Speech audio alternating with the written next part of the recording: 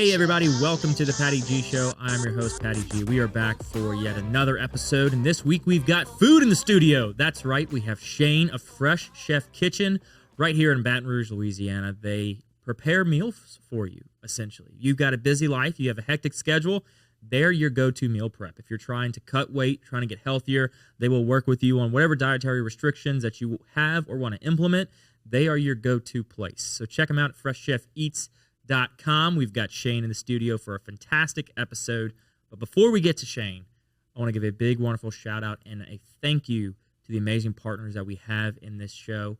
That is Falaya Real Estate, Lake Men's Health Center, Horizon Financial Group, Gage, and Currency Bank, the bank for business owners. Y'all, enjoy the show. And it's a nerve-wracking thing as parents to, because it's going to be stressful. Like you're already running a business with 2 locations and doing crazy things. But to then be stressed out about what's happening on with your kid at daycare or whatnot is just a whole nother element. Because you can't sit there doing what you do and then be like, sorry, we're a little late.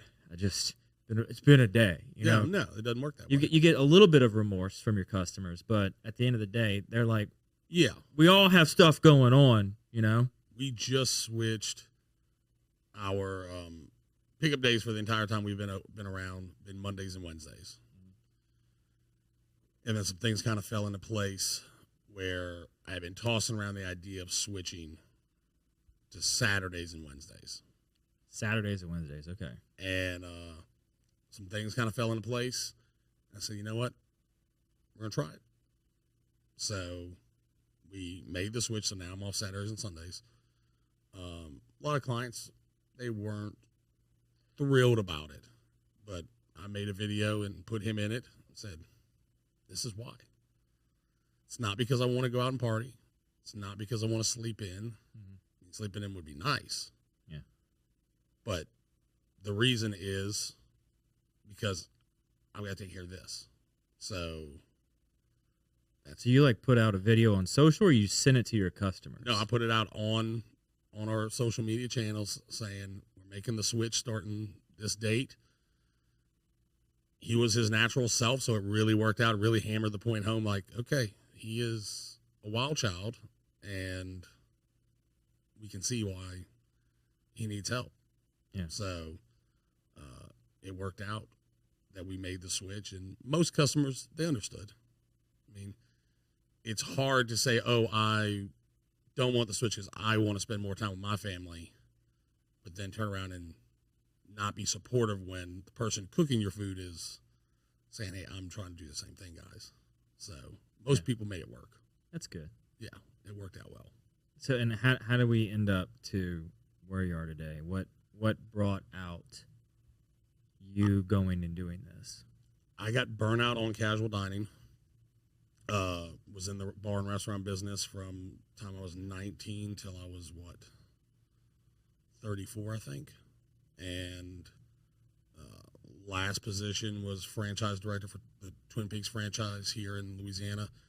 And finally the lifestyle, the hours, the commitment it was too much. And got out of it and went to a place called Traction Sportsplex to be their food and beverage director. And Ryan Clark, who trains guys for the NFL Combine and does off-season training, wanted an in-house meal prep program, something we had discussed for months. And we eventually put that into place.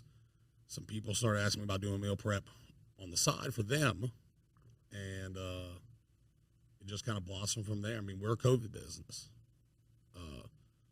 COVID happened. I'd been doing out of my house. I'd been kind of toying with the idea of, do I want to see to make this a legitimate business? Mm-hmm. And COVID just kind of accelerated that, because after just a few weeks, I was doing 40 or 50 meals from my house, just a little extra spending money. Next thing I was doing 150. Wow. In like a couple weeks? 3-4 weeks. Because I had the time to push it. Yeah. Because now my side hustle was what I could focus on 100%. We were furloughed. And so I was able to put the effort into marketing. I was really able to play with different recipes and that sort of thing. And my dad stepped in and he said, look, let's give it a go. So, unbeknownst to my employer, signed a lease and worked about 6 months between my job and doing that, getting the business up and running and operating it until finally said, hey, going full time with this. So, but he was already having you develop an in-house meal prep thing? We had done it, but it was just strictly for the athletes. So it wasn't something they were pushing to build a whole nother separate business out of it. Okay. And it was something I was pretty much doing 100% on my own. Mm-hmm. So it was one of those where it's like, okay, well, I'm putting all this effort into this. Someone else is reaping all of the benefit, or I can go in all this and I can potentially reap all of the benefits of my hard work. So that's what we ended up doing. And so there was never a non-compete issue, I take it? No. Okay. This was something that we had developed strictly as an additional revenue source for the F&B program over there. And I still have a good relationship with the owners over there, and I still work from time to time with RC. We do a lot of NFL clients. We do a lot of collegiate athletes. So that's very much still a big part of our business. But that was the foundation of the whole thing, was athletes. So you had athletes that you were working with through Traction, and then how did you start getting it out to the public to then be known, oh, this is not just for athletes? It was really an organic marketing reach, if you will. We didn't really start marketing until the last 2 months. We were really built on word of mouth and client referrals and Google reviews. So it was one of those things where it was usually people recommending other people to us. And the same thing with athletes. You know, we'd have a guy who we worked with in the off season. Well, the next year comes around, there's a guy who's going into a starting position at LSU. And, hey, how do I get better? What do I do? Guy who came before him said, hey, reach out to Fresh Chef Kitchen. They did my combine meal prep. Or I worked with them in the off season. Focus on your nutrition. And then that just kind of builds from there. So you don't just do meal prep. You mentioned in their nutrition element. Are you helping them focus on working on their diet, or is it? We'll work hand in hand with their dietitian. Okay. So if they're an LSU athlete, we have relationships with some of the dietitians on staff, especially for football. They'll say, hey, this is what we want them eating. Okay. Same thing. If it's an agent, we're getting someone ready for the combine and we're doing their food, we'll work hand in hand with the nutritionist, dietitian, what their agent wants, whatever it is that they need. I've gone in the past and looked at if it's somebody who's gone to the NFL combine, I'll go and look and see what was said about their scouting report. Just so I'm aware of. We had one guy was drafted a couple of years ago and said, drop bad weight, add good weight, basically. So I knew whenever he showed up, knew what he was going to tell me already. So I had a game plan going into it saying, okay, this is what I saw. And he's like, yep, that's what I need. So you're like reviewing their scouting reports and everything before they meet? It helps to know. I mean, any information you can have is helpful. Right. Because some guys, their communication skills maybe aren't the greatest. You might not be able to get in touch with their agent. They might not be working with a dietitian or a nutritionist. So what information you can get to help the athlete, and the same thing with any other client, you want to get as much background as possible so that you can help them as much as you can. Yeah. So you're not just saying, hey, here's the options for meal prep. For the agent, for the athletes, typically we'll do custom meals based around what they need. For the general public, we will do some custom stuff. If they're a bodybuilder, they're doing some sort of competition, CrossFitter or something like that. For the most part, it's all, here's the menu. You know, we do the bulk items and we do the meals. So they have plenty of options. But with the athletes, usually they're trying to dial it into a couple of pounds sometimes. So it's a little bit more precise in terms of what their needs are rather than your average mom and dad who's just trying to be fitter, they're trying to lose weight, that sort of thing. So you're preparing these menus. Are they kind of more in line with what you're already doing for the athletes, or are you coming up with total separate menus for the general public? No, it's usually worked off of the same thing. Okay. You know, our meal menu rotates every week. We do a 5-week rotation to try to keep it fresh because at the end of the day, people are eating quote-unquote leftovers. And you want them to work it into their lifestyle to where it is a daily part of their habits. So having something that you can rotate in and out, they don't get tired of it, don't get bored, that is really beneficial to keeping them on track. Some people can eat the same thing over and over again. I'm not one of those people. I need some variety, and I have some clients, they'll order the same exact flavor for their bulk chicken for 6 months. They will not deviate from it. And then all of a sudden they'll change it. But they'll order that next flavor for 4 months. So I work with somebody who is a person who consumes for energy rather than flavor. And that's how they look at it. They're like, I'm eating just to give myself nutrients to get throughout the day. He's not a foodie. He's like, I don't care what it tastes like. I just need substance. And a lot of the bodybuilders are like that. Yeah, they're like, I just need clean, lean protein. Yep. We've got a couple bodybuilders. That's what they're eating.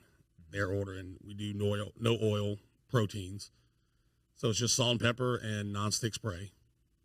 And that's what they eat. And that's all it is. This is fuel. It's an item to get me from point A to point B. It's not eating it because I love grilled chicken. Right. I'm not eating it because I love ground turkey. I'm eating it because I want to gain 20 pounds of muscle over the course of the next 5 months or whatever it is. Yeah. And this is what I have to do. So those people, they're incredibly locked in. They're very focused. And they have a level of discipline that a lot of people don't have. I couldn't do it. No, absolutely. I could not. Looking at some of the diets and the regimens that they go on, I'm just like, I'm happy if I make it in the gym, 5 days a week, and if I miss a day, I'm not going to kill myself over it. And it's just to remain active. And a lot of people don't understand is the sheer amount of food that they eat. Eating 3,000 calories of food is not hard, depending on what you eat. Right. You go to Taco Bell and then you get a burger for dinner, you can hit 3,000 calories in 2 meals easily. Right. 3,000 calories of lean and clean food, that's a whole different story. Your average vegetable only has 10 calories in an ounce. So you look at heavy vegetables, things like jasmine rice, things like sweet potatoes. 5 ounces of sweet potatoes is only like 140 calories. Well, you get 3,000 for the day. That's a lot of sweet potatoes. It's a lot of sweet potatoes. Grilled chicken, I think off the top of my head, 4 ounces of grilled chicken is 160 calories, 150, somewhere in that. Well, you got to eat 3,000 calories of that. So now you're having to eat every 2 to 3 hours. Yeah. It's not an easy thing to do. Imagine taxiing on a plane looking toward the end of the runway. It seems so far away, it's even hard to see it. And that's what the concept of retirement probably felt like when you were in your 20s, 30s, and 40s, way far in the distance, not visible or even a concern. But as you turn 50, something happens. Retirement suddenly seems like something real, something not too far away. In your 50s, you are rolling down the runway, Retirement is getting closer and closer, faster and faster, weeks and months zipping by. But are you even ready for a successful takeoff to retirement? Fear not, there's still runway left. But the time is now. Time to make progress and time to get a plan. The Runway Decade will help you get organized, get energized, and give you the direction you need to take off to your desired retirement. The Runway Decade, building a pre-retirement flight plan in your 50s.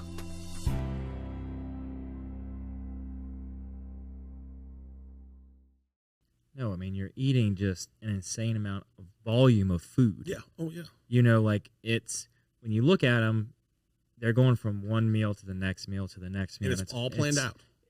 And that's the part that's crazy to me is how planned out it is, down to the ounce. I mean, everything, you're weighing it all. It's all precisely portioned. Everything is weighed exactly to what they need.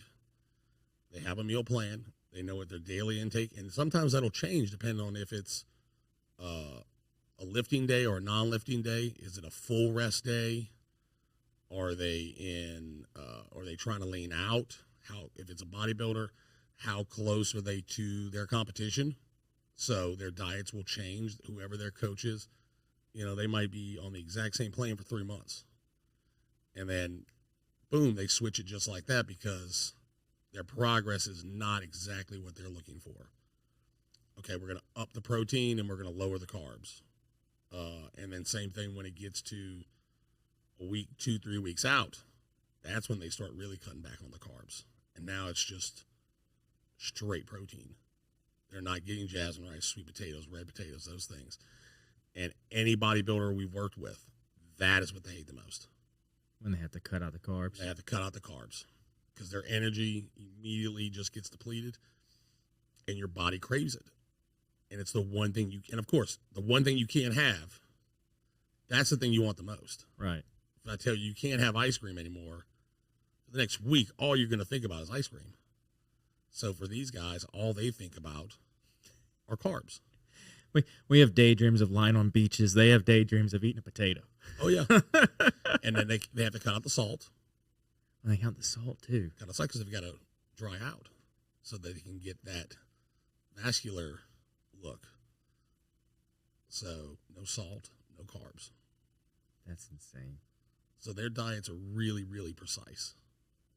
And so you're able to accommodate that level of precision within what you do. I mean, how do you go about doing that? They'll bring us a plan and say, this is what I'm eating per day. And we'll calculate it and say, okay, well, it's this much protein, it's this much carbs, this much veggies. We'll put it all together. And they know that's how much they have to eat. They'll take it home, they weigh it out, and they just go to work. So when you send that to them, in front of us, you've got like little individual restaurant go containers. Are you sending it to them in that, or are you sending them a tub and they're then portioning it out themselves? They get aluminum pans. Okay. And we can fit up to usually 4 pounds of something in those pans. Some of these people walk out with, a stack this big. And that's just their food for a week. They're getting 6, 7, 8 pounds of protein, 3 to 4 pounds of vegetables, 3 to 4 pounds of carbs, and most oftentimes it's the exact same stuff over and over again. Yeah. They're not doing variety. They're not doing different seasonings. It's chicken, fish, green beans, and jasmine rice. Repeat every single week. That's crazy. They're very, very locked in. I couldn't do it. So then how do you balance that as a chef and as a business owner with then the general public who want the variety, they want a rotation, they want individual portions? That's where the meals come in. Okay. That's where the meals come in. And we play with stuff. I mean, that's where I think we're a little different than most of the meal prep places that I'm familiar with is I don't come from the health and wellness sector. I'm coming from the restaurant sector where everything is about taste. No restaurant company I've ever worked for have they said, oh, well, this tastes really good, but saturated fat is really high. We're going to cut that down. No, it's all about taste. It's all about presentation. So coming from that sector and then transition to the health and wellness, I want to make food that I would want to eat and that looks like restaurant food, tastes like restaurant food. I just have to figure out ways to make changes so that I can make it fit into the health food box. Whereas a lot of meal prep companies, it's individuals coming from the health and wellness sector going into the restaurant sector. Yeah. I think that's kind of what makes us a little bit different, because I'll look at something, I'll go out to eat and see something on the menu, go, I wonder if I can do this, but make it clean. You know, sometimes it can. I mean, it can't make fried fish healthy. It's pretty tough.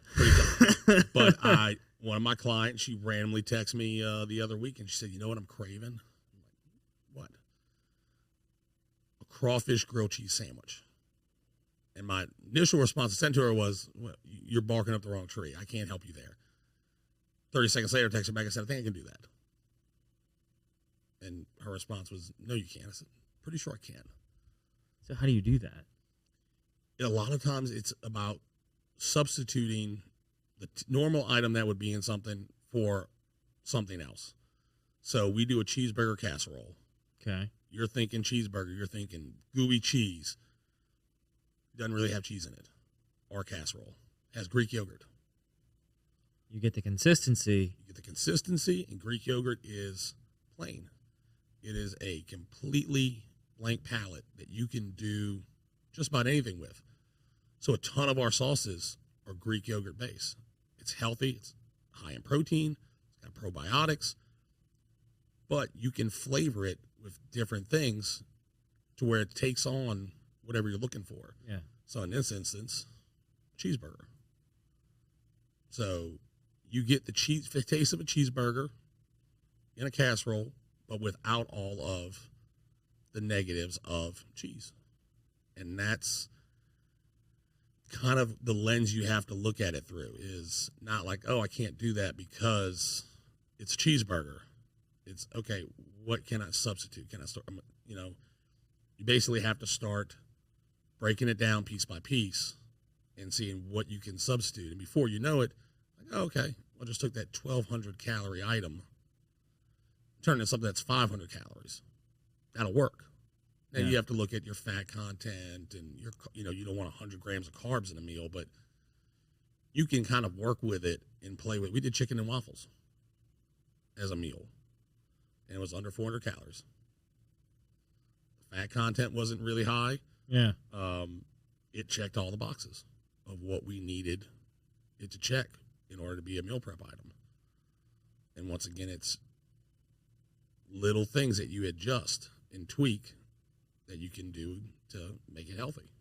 So the meal prep space that you're in is more of, let's make good tasting healthy food rather than just making good meals regardless of health contents, because from like a standpoint of take out and take home is always the reheating factor, right? How can you reheat it and still get the restaurant quality, flavor, and consistency? That is a big challenge, and certain items are more challenging than others. Because, for one, the leaner the protein, the less fat it has in it. Less fat means less moisture, which means reheating it becomes a challenge. So that's why one of the reasons steak doesn't reheat real well to begin with. So we usually try to find different sauces that we can create that are going to be healthy, that accentuate the dish, accentuate the meal, but they're there for flavor, but a lot of times they're there to help keep the food moist so that it doesn't dry out. Like this voodoo chicken bowl, we do a pepper jelly vinaigrette that we add on top. Okay. So that helps adds flavor, but when you reheat it, you've got some moisture to work with that's going to help keep it flavorful, help keep it from drying out. Those are things that you have to work on as you go on. And there's plenty of meals where I'm like, in my head, I'm like, man, that's a great idea. I think that's going to look great. It's going to taste great. And then we do it. And I go, nope, doesn't work. And I don't test recipes before we offer them. No. Generally, no. So you just offer them without testing? I I'll work on components of it. As far as the whole thing, I'll get it in my head and go, nope, we're going to do this, we're going to do this. I'll create the recipe, put it all together, and make sure all of the health checks out. And I'll make a sample sauce, that sort of thing. But a lot of times, it's okay. We're going to do chicken piccata.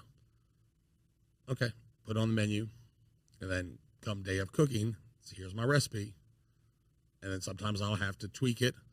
So then before we print off the labels, I've got to go and I've got to tweak the recipe on the computer because I'm like, oh, well, I added this or I didn't put as much of this in there, and to make sure it's accurate.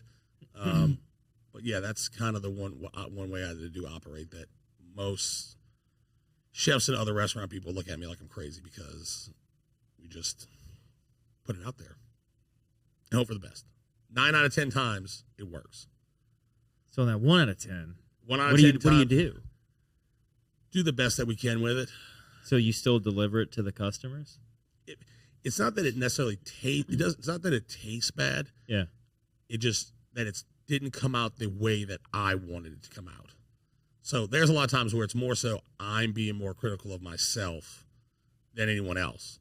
I'll have some more team members like, no, man, it tastes really good. I'm like, yeah, but it doesn't look the way that I wanted it to look. It doesn't have that little bit of spice that I was wanting, or doesn't have the sweetness to it, whatever it may be.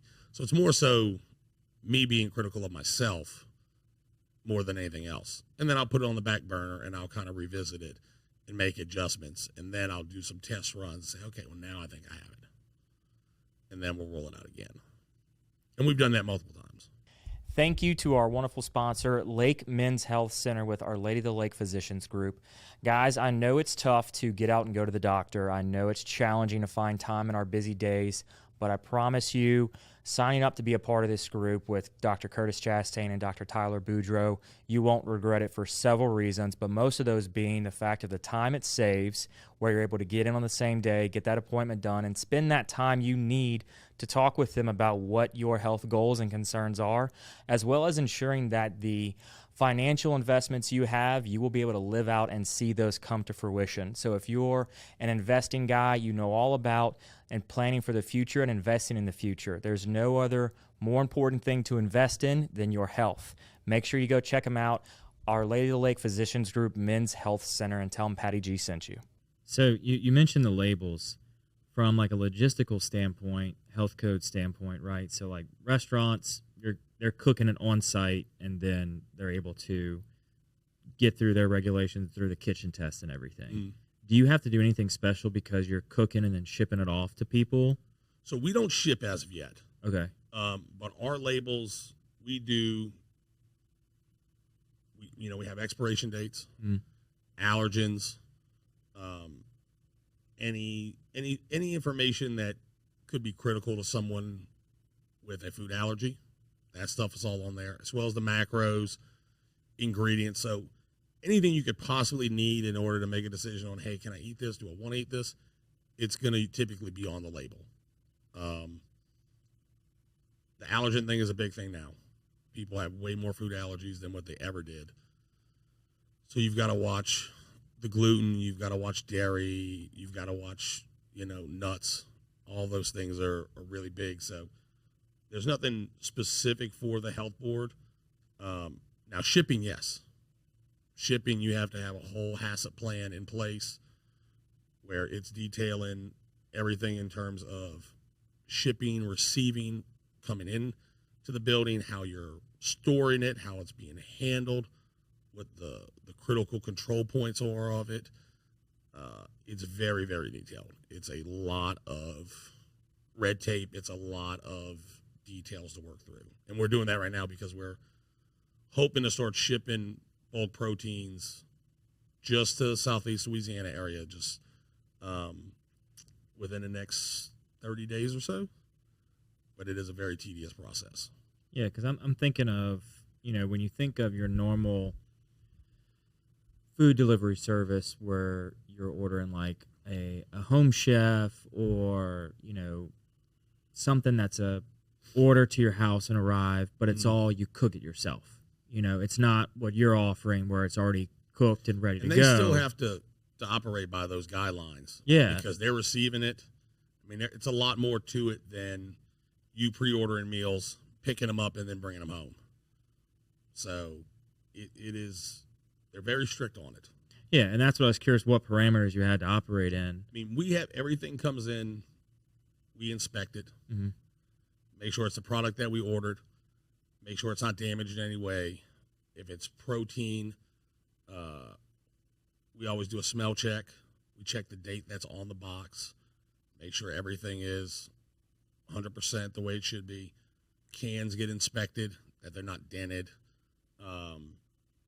Anything with a date gets inspected.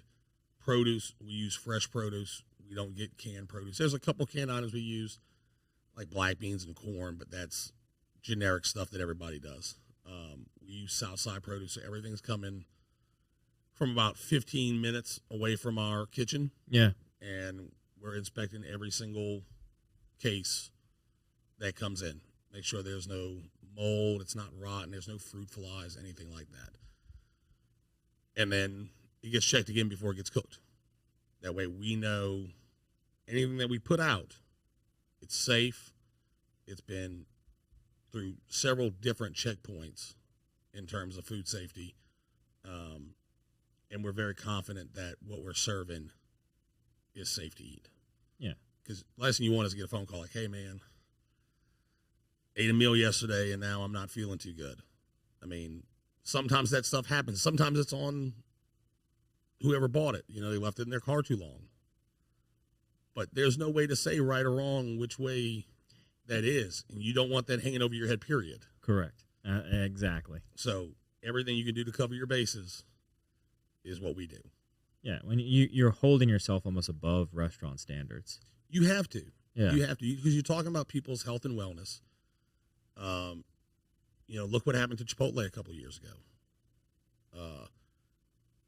They had issues with their food safety, and it crushed the company. You know, they had to go back and put different checklists in place and all these things, but they're playing from behind because public perception is Chipotle wasn't safe to eat. Made all these people sick. I think it was in Chicago. Shut down a bunch of locations, cost them who knows how many tens of millions of dollars in revenue. Yeah. And same thing happened with Jack in the Box. I think it was in the 90s. Chili's, same thing. Chili's has some of the strictest food health and safety programs for a company, and there is. Aren't they shutting down? I know. I want to say the one on Segan I saw shut down. I saw an article somewhere that said Chili's across the country is shutting down. Big box corporate is tough. I worked for big box corporate. I worked for Chili's. When I signed on with Chili's was, I want to say, a year after the 08 recession. Mm-hmm. During that recession, they started the 2 for $20, trying to get people through the door. They tried multiple times to get rid of that program. Every time they got rid of it, sales would just nosedive. Finally, they said, we're stuck with it. Well, 2 meals for $20. That's hard to keep up with. That's what just sunk Red Lobster, was their all-you-can-eat shrimp. Red Lobster just filed for bankruptcy because the all-you-can-eat shrimp was supposed to bring people in, and that was supposed to be what brought them in, but they're still going to order other items. They're going to order alcohol. They're going to order another entree or an appetizer. It didn't work that way. People would come in, order water, maybe get an appetizer, and all they're doing is ordering shrimp. So then how does folks like Olive Garden still make it happen? Like they're doing all you can eat breadsticks, salad, and pasta. For them, it's the volume. Okay. You know, they're keeping people coming in the door, and they're staying fuller for longer periods of time, but still not making much money on it because you're talking about giving something away for free. Right. And the inflation that restaurants have seen in the last 3 to 4 years. It's insane. At one point in time, I think it was 2 years ago, the chicken that we use had tripled. Mm-hmm. That's a really tough margin to battle because you can only raise your prices so much because the end of the day, the customer has to see value in what it is that you're providing, whether it's a service, whether it's a good, regardless of what you pay for it. If they don't see the value in it, they're not gonna buy it. So you can only go so much. I mean, we were very tight, and it wasn't until Cisco and U.S. Foods stepped in and they filed suit against the two largest chicken manufacturers in the country. Then all of a sudden, magically, chicken prices started dropping, and not by $1 or $2. Like talking $8, $10, $12 a week. Wait a second. So you're saying that they potentially just inflated the prices to see what would happen? There's no potentially. There's that 100% was what they were doing, and finally, the big guys, the big box distributors said, we're losing customers because restaurants are closing. Yeah. And we're losing business because people aren't buying as much.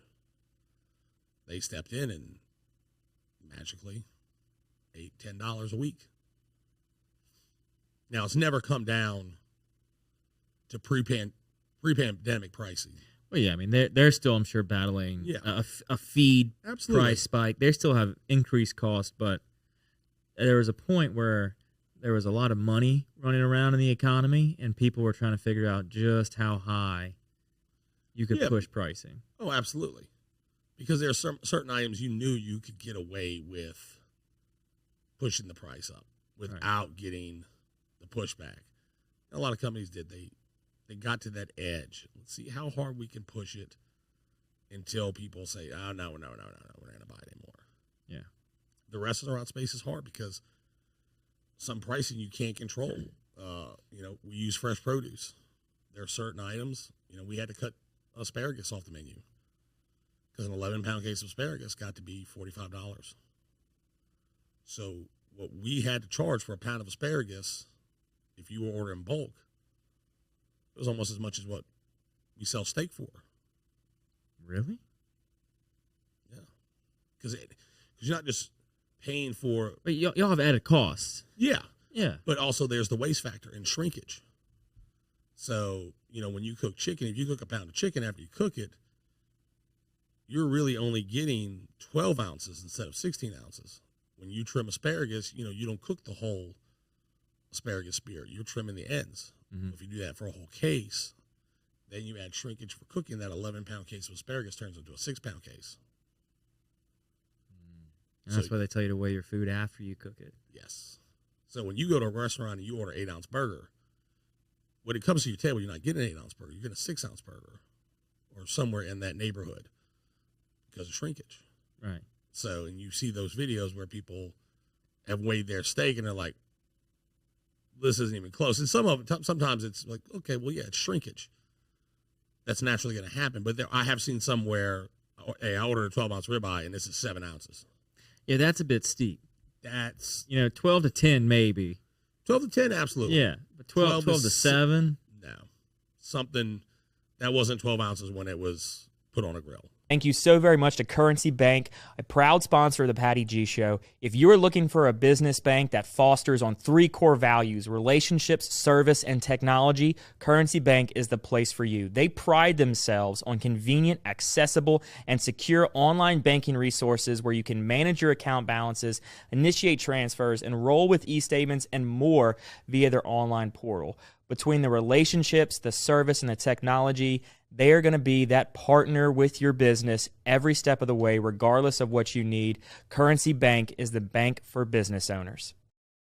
Right. Well, and so for most people, it's not of necessarily malicious intent for the most part. It's restaurants are run on such a tight margin to begin with. Oh, yeah. It's how can we literally trim the fat?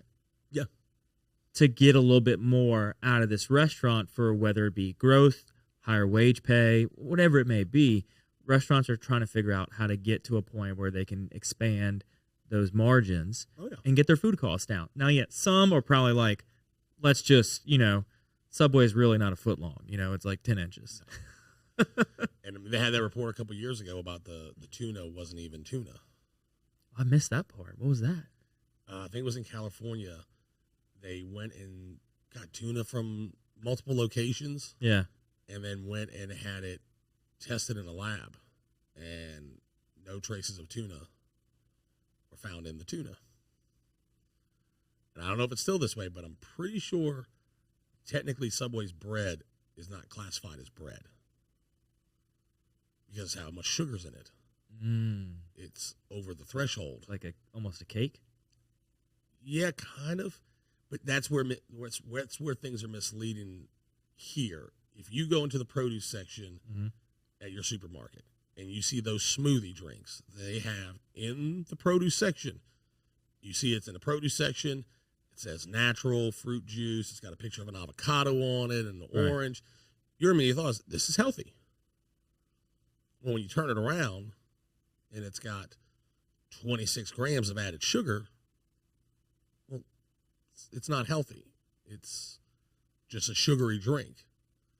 And that's where a lot of people that are trying to change their lifestyle or trying to get healthier, that's where they stumble up, is because there's so much misinformation on the internet. You know, there's so many influencers telling you do a juice cleanse and do keto, and you know, you don't need to eat this food, eat this. This is safe, but this is not safe. And people don't know what's legitimate, what's a lie, who to trust. You can't even go to the supermarket. You've got to inspect labels to find out if it in fact is healthy or if it's just labeled to make you think that it is. Right. When it's all, the front label can have whatever you want to have on it. Yep. It's whatever you want facing to the consumer can read in whatever way. Then on the back is where you have to put all of your stuff. And even then, it's not, you have to put every single thing and all of its weight. No. For the labeling, you just have to put what's in it. Yep. And other spices, other sweeteners is always a catch-all. It's other is so frequently used. A good rule of thumb is the fewer ingredients, the better. And anything that you're thinking about buying, look at the label. If it's processed, if it comes in a box, if it's a mixture, anything like that, more than likely, there's stuff in there you probably typically would want to avoid. Yeah. It's just very different here compared to other places in the world. It's wildly different. My dad was from Croatia. Have a house over there. I've gone multiple times. The lifestyle is so different. You know, there's no fast food. People cook at home. They have their own gardens. They use fresh produce. They bake their own bread. If they do have to buy any of this stuff, they're buying fresh stuff from the grocery store. The grocery stores are baking all their own bread as well. And when you go and you walk around and you see the people, they live longer. They're not on a ton of medications. They're thinner. You don't see the battle with obesity that so many states in the country have. It's just completely different. It's mind-blowing. Yeah. I was listening to something the other day, and they were talking about, like, in Europe, how they eat the same, like, they eat what we call spaghetti and pasta. It's like, oh, they're still all eating that, but looking totally different because what they're eating is made fresh. Yep. It's grown locally. There's not all these additives in there. They, as a convenience store, are going and getting things daily from farmers. It's not we're going to buy it and how long is the shelf life that we can keep it on the shelf? How long can we hold it? We can increase that time as we have here in the States. It's a whole different world. Yeah. A whole different world. When I go over there, I gain weight when I go over there because my aunt just feed me. You know, anytime she's around me, she's like, hungry? I'm like, no, you just fed me 30 minutes ago.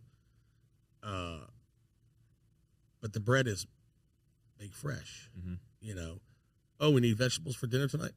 Go walk in the backyard. Everyone has some sort of little vegetable garden. And in here, that's something that people have gotten away from because everybody's in a rush. And that's what I think it is. But it's exactly what it is. But at the same time, if it wasn't for that way of living, something like me wouldn't exist. Right. Because I'm I am in the business of convenience. You know, you've got 3 kids. They all play different sports. You've got a job. Your wife has a job. Here's dinner. Here's lunch so you don't get out of the office. You can focus more of your time on work when you have to be at work so you can spend more time with your family. So while I lament the idea of the rush, at the same time, we are a product of that rush, which for some people, they can't avoid it. Exactly. It's a different way of life that we have here. You know, we don't have, as some countries, the difference of lifestyle, meaning they have 2-3 hour long lunch breaks with a bottle of wine, and it's just it's a relaxed, slower pace. Sundays in Croatia, everything's closed. Yeah, almost everything's closed. Now, my hometown where I'm from, a lot of businesses were closed on Sundays. You know, and if the grocery store was open, I want to say the grocery store was only open until 1 o'clock. Yeah. So you had a very short time frame to get in there, get your groceries on a Sunday. Otherwise, you were going to the gas station.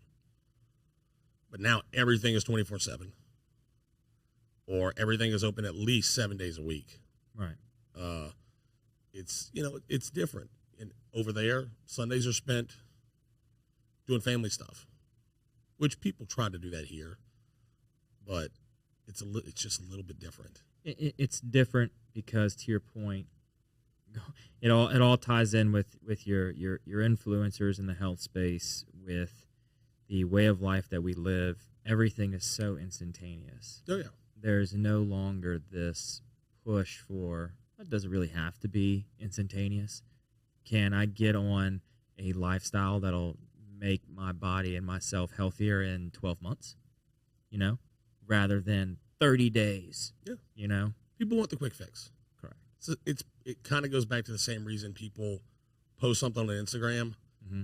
They've got to go and check to see how many likes they have every couple of minutes, because they need the instant. And we're all guilty of it in some way, shape, or form. It's a dopamine. It's been put within us to create a sense of dopamine and an instant rush, you know? I mean, in my opinion, the best social media age ever was MySpace.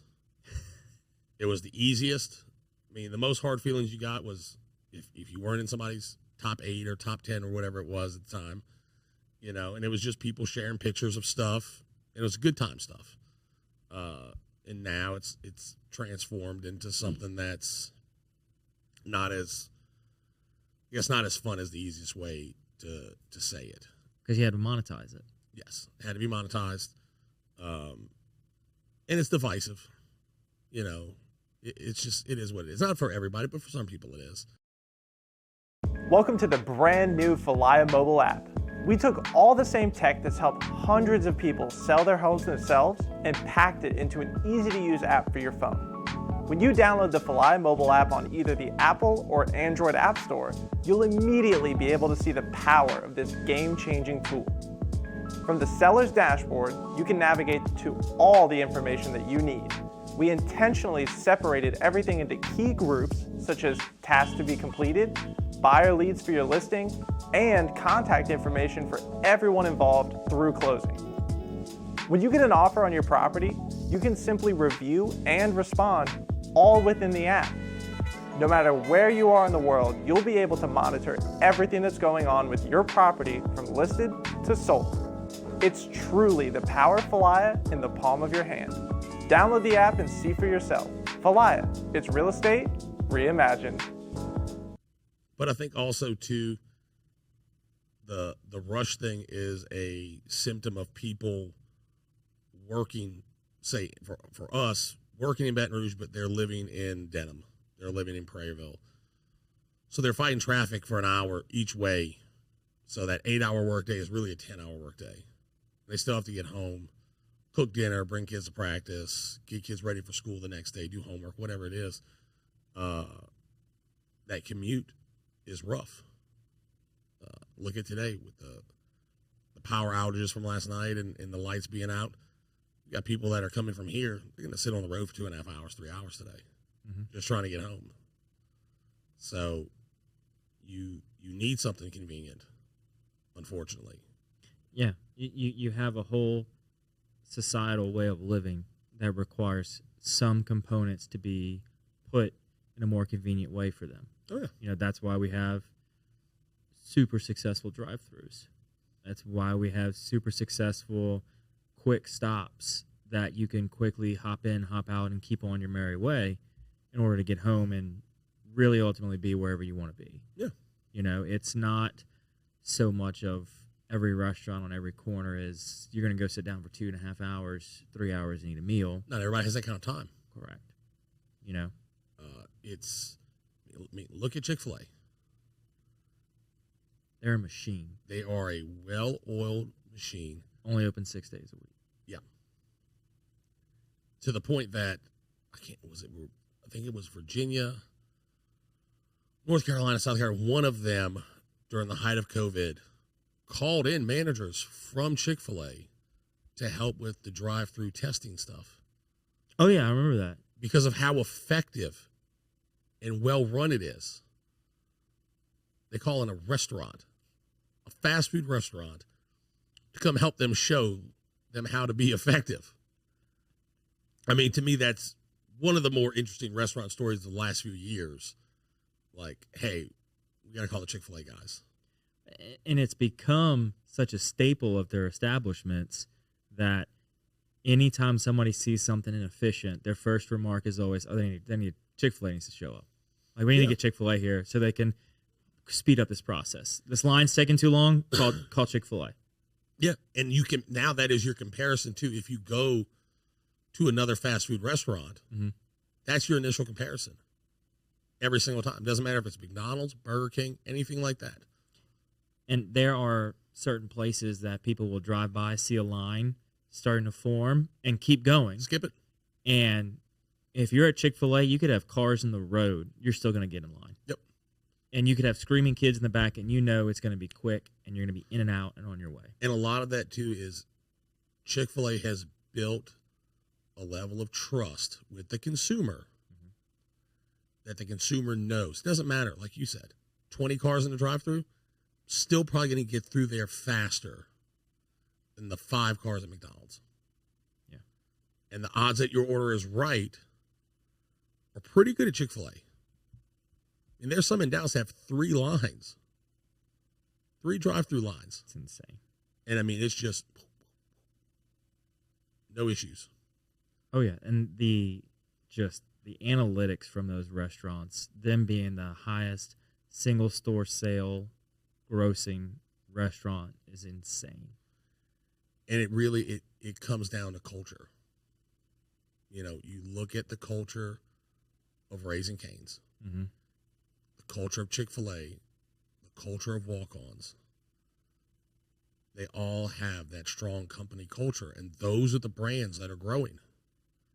And it all starts at the top. Yep. It's a trickle-down effect.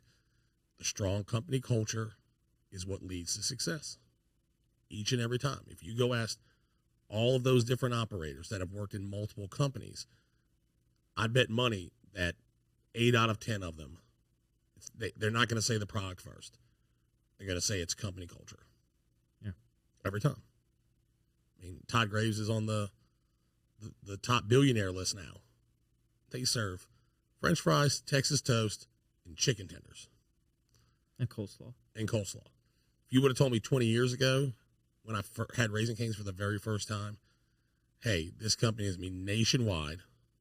They're going to start expanding in international markets. The guy who started is going to be a billionaire. I would have looked at you like you were crazy. Is that off of chicken tenders? No way. No shot. But yet here we are. And it's company culture. You don't go into a Raising Cane's and not get good customer service. So you go back. Yeah. And it's to your point from stemming at the top, how many years in a row have they made glass door management, you know? Yep. Where the people working there are voting for them. They're putting them in that place. Now it's just like Chick-fil-A, a tight-run ship. Yep. You got to have that level of customer service, but they're willing to go to bat for you because of how they're treated on the back end. Yeah.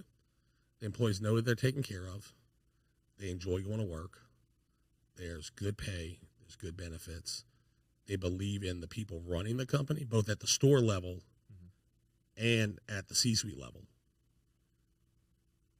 that right there just breeds success. And that's why people fight to get a Chick-fil-A franchise. It's also the lowest startup cost to own one of all the fast food companies, and not by a small margin. I mean, it's a lot. It's a lot. Now, you have to own it and operate it.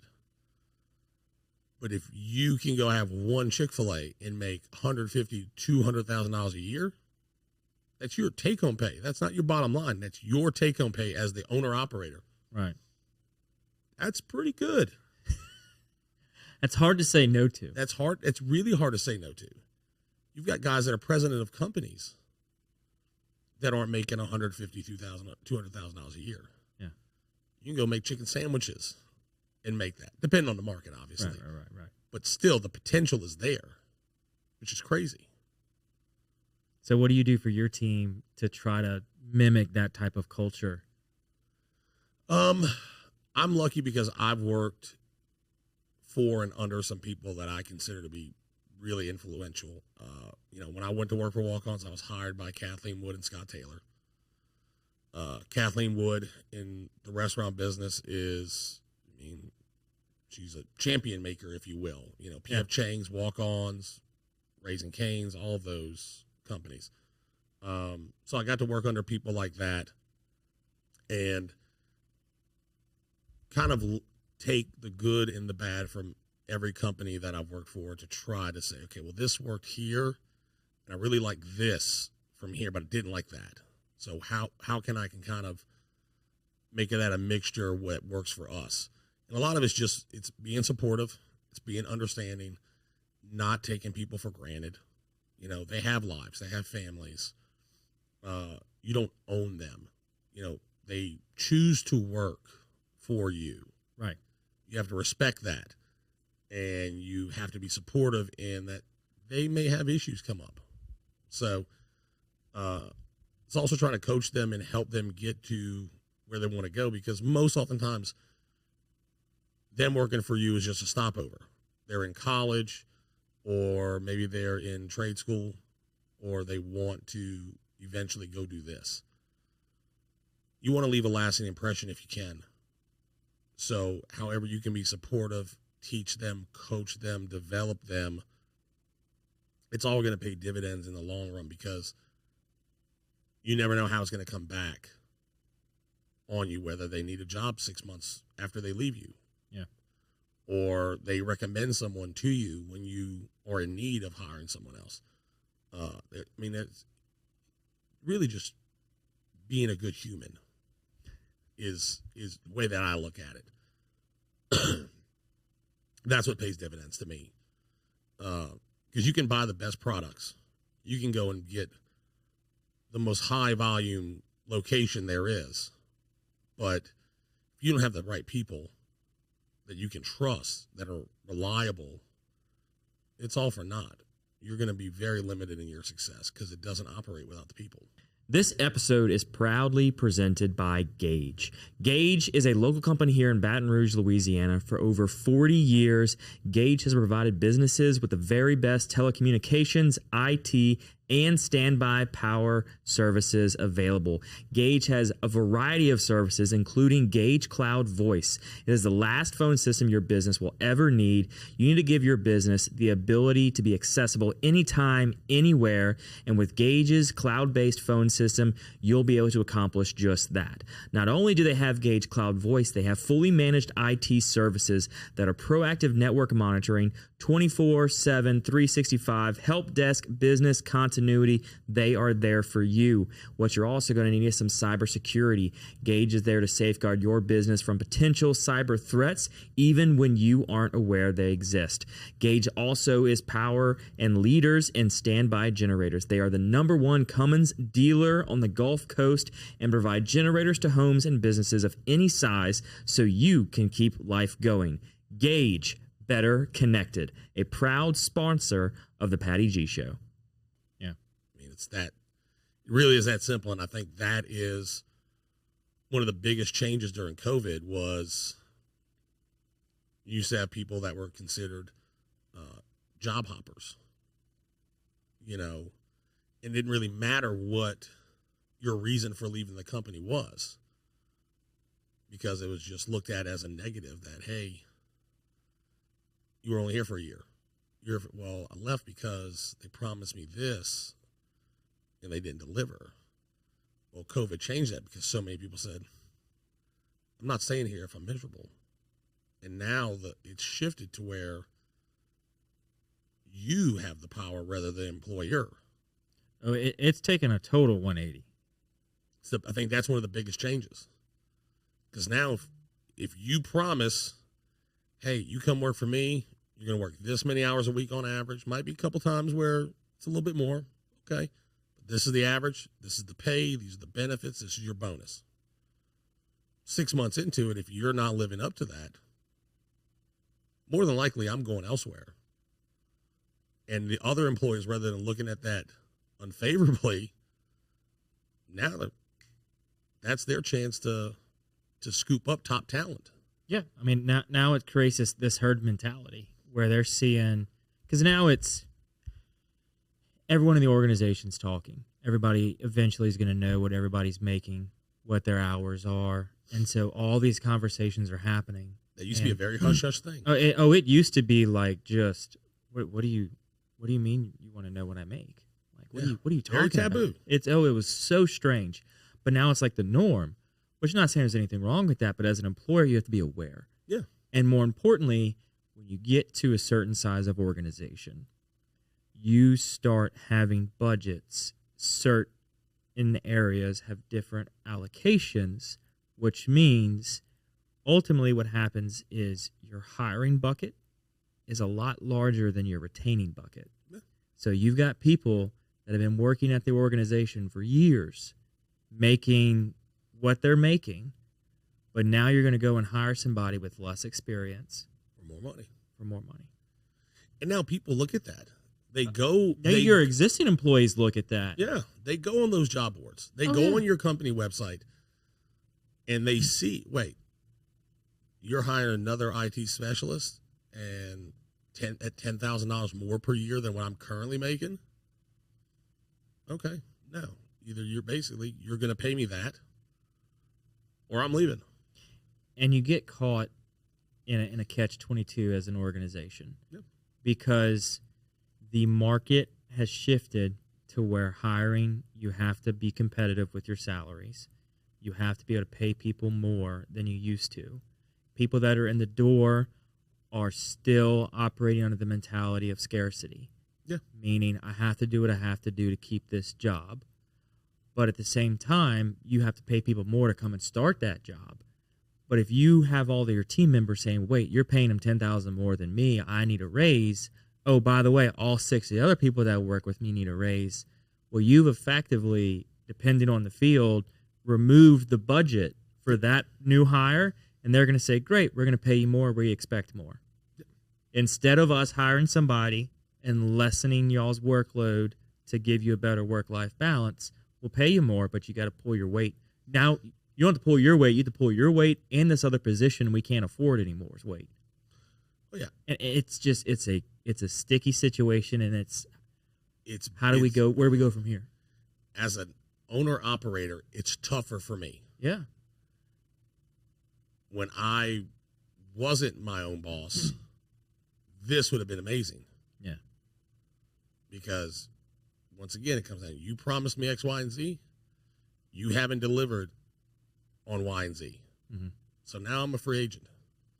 And other companies are going to take advantage of that. The competitiveness now all plays to the employees' strengths. I mean, 100%. And it goes all the way down to hourly employees, too. Oh, yeah.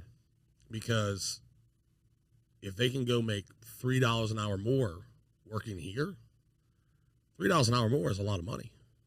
You know, if you're saying going versus 13 versus 16, that's very significant. Oh, yeah. And that's one of the struggles for small businesses right now is it's tougher to compete with the bigger companies. You have to find the individuals that maybe want a little bit more of hands-on development. They don't want to work for a big corporation. They want that freedom that comes with working for a smaller company, or they want to be part of something bigger where they feel like they're providing more. They're not just a number going in. Yeah, they're making more, but you're just clocking in, clocking out, and doing your job, and that's it. So you've got to be a little bit more creative in hiring, because in the restaurant space, I can't compete with Twin Peaks and Chili's and walk-ons. So you really have to go out of your way to make sure the individuals you have working for you know that they're valued. So if you don't do that, it's going to be tough. Yeah. And I've worked for people that do that and people that don't. And you can see a difference in the company culture at the end of the day. Yeah, and that culture then breeds into the customer experience. Customer experience breeds into retention. Retention breeds into the bottom line and ultimately be able to pay them. So it's like you've got to start at your team first. Otherwise, you're not going to be able to complete the circle. Yeah. And a lot of people don't get the acknowledgement that it's all tied together. Oh, yeah. It's the same thing I see. I remember when we hired Brian Kelly, a lot of people were up in arms saying $10 million a year. You know, that's money that can go here. That's money that can go there. This town really runs on LSU. When LSU is successful, the town is successful. The hotels are full. The bars are full. The restaurants are full. The gas stations are busier. The mall's busier from people out of town. All that leads to more hours. It's more tax dollars. Everybody benefits. So you've got to make that acknowledgement that, okay, this is all a trickle down. It's all connected.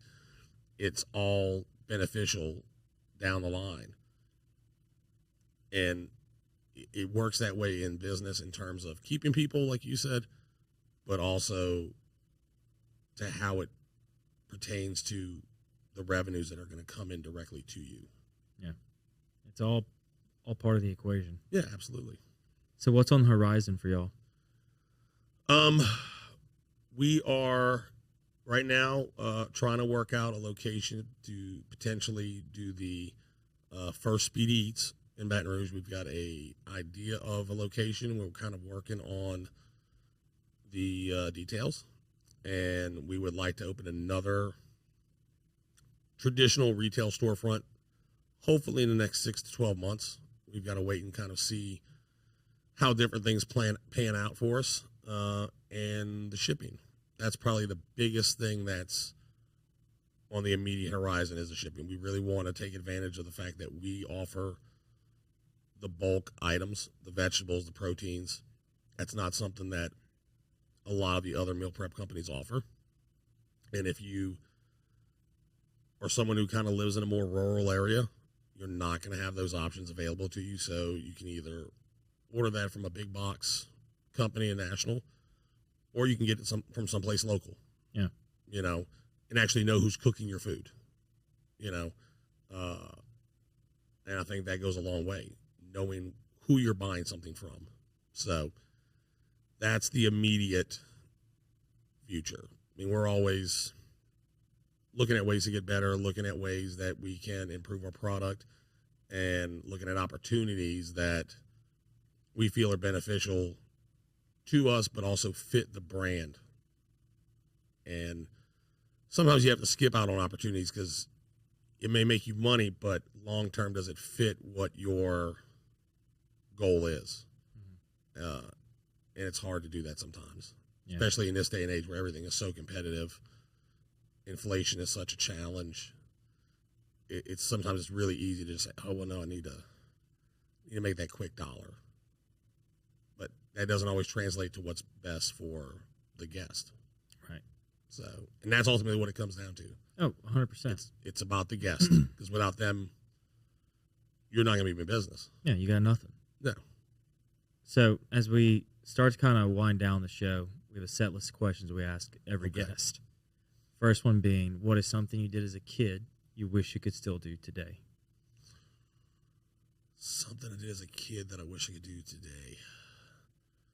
not have responsibilities? Does that count? That does. Just wake up and be able to watch cartoons and just live a life of fun without stress and worry for what the future holds. Just your future is more like, oh man, am I going to watch this tonight or that tonight?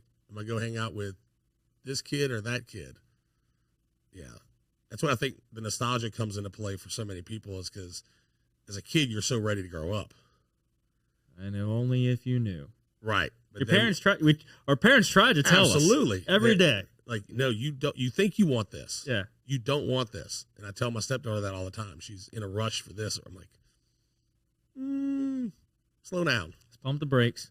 Because 10 years from now, you're going to be like, God, life was so good when I was 15 or 16 years old. I had no bills. You just thought you had troubles. Right. You just thought your parents giving you one rule or two rules was just the death of you. Yes. You thought you had it bad. Right. Yeah. Wait till you get to the real world. Then you sit there and you say that to your kids, and you're just like, parents are right. Yeah. You don't want to admit it. You don't want to admit it. Oh, no. You never want to tell them that they were right. No. But then the cycle just continues. Absolutely.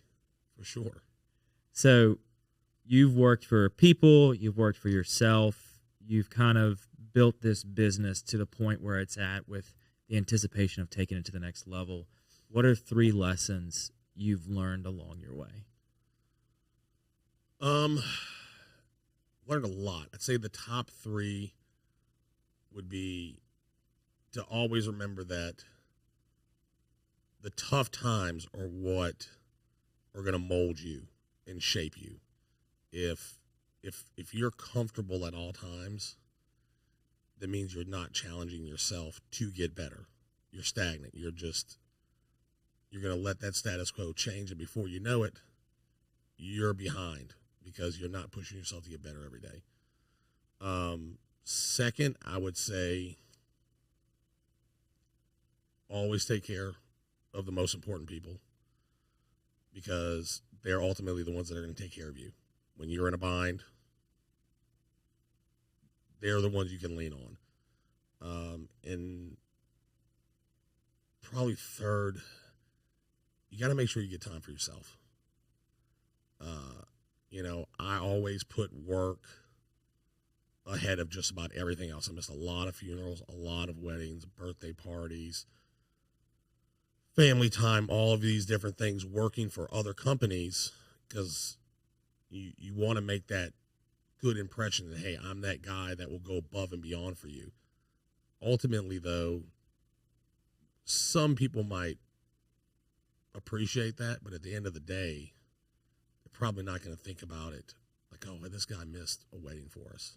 Mm-hmm. So you've got to put family first, your friends first, and not get caught up in the rat race all the time. Right. There's a time and a place for it. And for me, it goes back to being present in the moment with whatever moment it may be. If you're at the office, be at the office, crank out whatever work you got to do, and then when you're at home, be at home. Yeah. Take the phone, turn it on vibrate. Yeah. If it's an emergency, respond to it. If it's something that can wait till tomorrow, let it wait till tomorrow. It's still going to be there. It's not going to go away. Nope. It's not going to magically resolve itself on its own. Right. But you can take that time to spend time with your kids. Mm-hmm. They may have an issue you can resolve tonight. Yep, 100%. That's the perfect way to look at it. You may not be able to fix that tonight, or it may not be able to need to be fixed, but your kid, his diaper or bath time, or just wanting to spend time with dad, you can take care of that immediately. Yeah. So, what is something you love about Baton Rouge? Baton Rouge has changed. I've been here for 20 years now. It's changed a lot in that time. I think probably the fact that it doesn't matter where someone comes from. If you take them out to Tiger Stadium, they're going to fall in love with it. Doesn't matter where they went to college, what part of the country they're from. They like football, they don't like football. You take them out there on a good Saturday, they're going to want to come back all the time. Oh, yeah. You look at all these national sports talking heads. They all say this. SVP, Ryan Russillo, their favorite place, college football in the entire country, is Baton Rouge. And I think that says something to the people that live here, that such a strong part of the culture, but they own it. And they know, like, this is something that we love, we're passionate about. And when other people come and they see it, they recognize that. Doesn't matter where they're from. Yeah. You walk onto campus on a game day or any big event that's happening around, and you just feel this energy. Yeah. It's contagious. Exactly. So for the final question, what can I do to help you? Oh, man. Hopefully a lot of people are interested in our conversation and tune in and, maybe like, hey, we want to follow up. We want to know more about this or what he had to say this. I don't know. Yeah. I just came for the good conversation and that it was. Yeah. And, it's always good to connect with other people that or where you live that you don't know, but are also trying to build Baton Rouge. And I think it goes back to that. It's a symbiotic relationship. Mm-hmm. We all benefit each other. You're winning helps me to win and vice versa. So that is a mindset everybody needs to shift to if they're not there already. Yeah. Instead of this scarcity, competitive nature that you can be competitive in a sense, but a healthy competition, right? Yeah. Like who's gonna win in this event or whatever, but not at the detriment of the competitor. So there's number one, there's so much to go around. Just because you get a client doesn't mean I'm not going to be able to ever succeed, right? And as soon as we can recognize, well, if you do great, I'll do great because we can help build each other up, the quicker everybody ultimately can turn around and recognize how that helps them. Not everything is cutthroat. Right. You can win and I can win. And us be on the same playing field. Right. And also, competition is healthy. I'm a big believer. I'm not a fan of the participation trophies mentality because I do think that failure is good. If you've never experienced failure and you have a very, very long line of successes, when you do get to failure, you don't know how to deal with it. You don't know how to process it. You don't know how to recover from it. Failure is good because you have to take stock. Why did I fail? What could I have done better? What could I have done differently? And you get that from competition. If you were the only podcast in Baton Rouge and you had everybody want to be here, there's a good chance after a while it would just become repetitive and you wouldn't give it your all like you would if you had other people that were trying to do the same thing that you were doing. Right. So I think that, you have to be knowledgeable of what's going on around you, knowledgeable of the community. You got to buy in. And you've got to cheer for other people to win, just like you cheer for yourself to win. I think that's good human nature. Right. Being able to help egg each other on and say, hey, come on, you can do better. Yeah. Like you can pick yourself up. Like, let's roll through this. Yes, it's a failure, but treat it as a lesson. Yeah. And move on. I think it's really important. You have to look at everything as a learning experience. Yeah. Whether it's a win or a loss. Yeah, man, absolutely. I really appreciate you coming on the show. Appreciate your time here today and sharing your story. It's an inspiration. I know we jived on a lot of stuff. So thanks again for coming in. And thank you, everybody else, for listening or watching the show. This has been a fantastic episode of The Patty G Show. If you're interested in learning more about what Shane does and maybe even ordering from him, go to freshchefeats.com. That's freshchefeats.com. Get you some meal prep. If your life is busy, if his life is hectic, and you just need the food part of it taken care of, he's your guy. So let him know that you heard about him on The Patty G Show, and they're going to take great care of you. And we'll see you all on the next one.